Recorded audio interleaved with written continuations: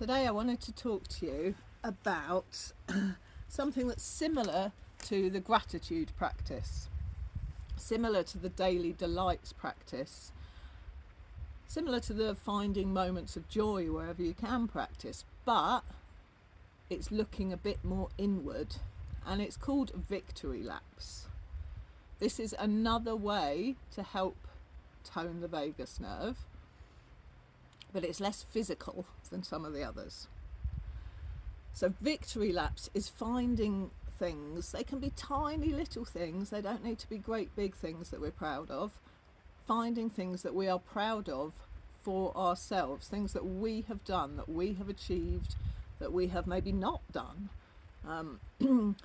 So some examples could be the fact that although you didn't get all the things done on the to-do list, you did do the important things. Nobody ever gets all the things done, do they? Really? I certainly never do. Finding, I don't know, the fact that you made the best roast potatoes you've ever made. Even if the rest of the dinner was a disaster, the roast potatoes were banging, and we all know that the roast potatoes are the most important bit of the meal.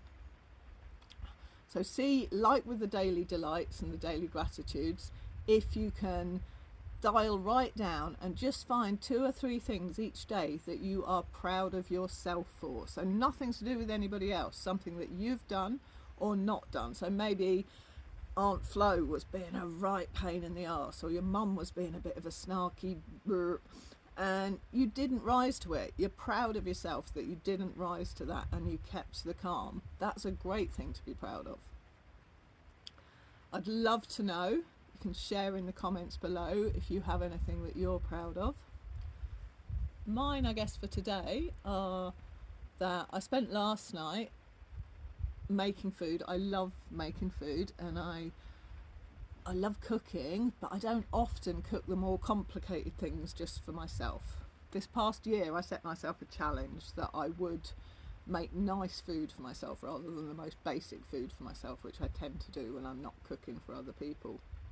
And I've really stuck to that. So that's more than a victory lap. That's something I'm really, really proud of. Last night I spent the whole night making nice food so that today I wouldn't have to spend all day cooking, because I knew it was going to be a nice day and I wanted to be outside as much as possible. So I've got loads of food prepped. I've already eaten some of it. I've got the dinner almost done for later. So I'm really proud that I took the time last night to do that. I'm proud of myself that I'm having my first ever solo Christmas, and although I was kind of half dreading it, I'm really actually enjoying it. It's just me. I've checked in with all of my favourite people, and now it's just me and the boys, just having a nice time, hanging out in the sun, eating what we want when we want, no pressure from anyone else, no expectations from anyone else. We're going to go for a lovely sunshiny walk in a minute too. I thought I'd be really upset today, but I'm really not. I'm quite relieved not to be part of some of the stressful situations that can happen over Christmas. So what 2 or 3 things are you proud of from today, from yesterday?